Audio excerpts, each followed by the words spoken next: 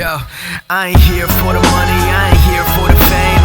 Though it might be nice to own a jet plane, I'ma do it all for you. To this financial analysis on Alphabet Inc., the parent company of Google, and its two publicly traded classes of stock, Google and GOOG. In this report, we will discuss the latest news and market movements surrounding Alphabet, including its recent stock performance and upcoming earnings report. Additionally, we will examine the differences between the two stock classes and provide insights into whether or not Alphabet stock is a buy.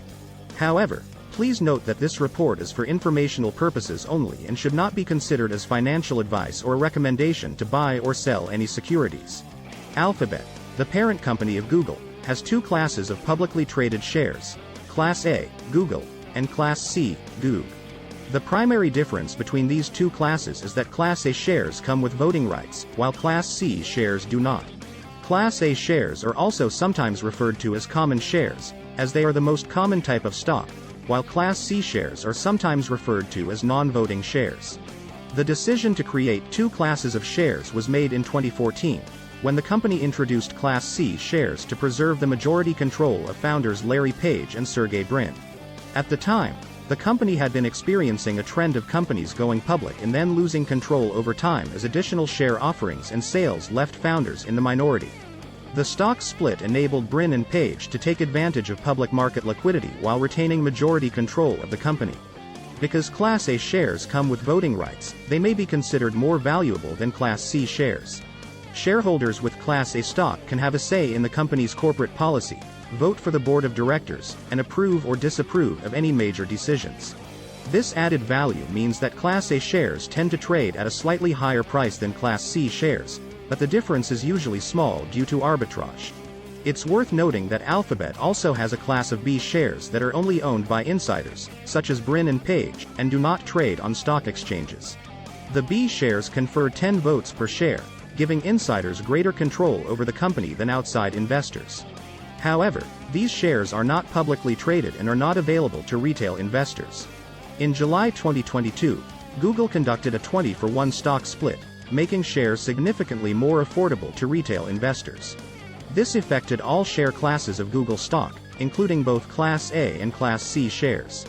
Alphabet, Google, the parent company of Google, experienced a minus 0.39% decline in its stock price, closing at $101.22 in the latest trading session. This lagged behind the S&P 500's daily gain of 0.89%.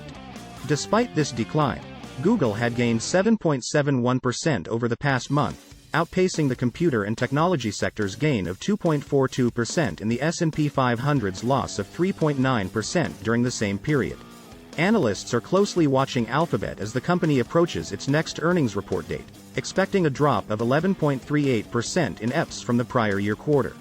However, the Zacks consensus estimates forecast quarterly revenue of $56.89 billion, which would represent a 1.56% increase from the year-ago period.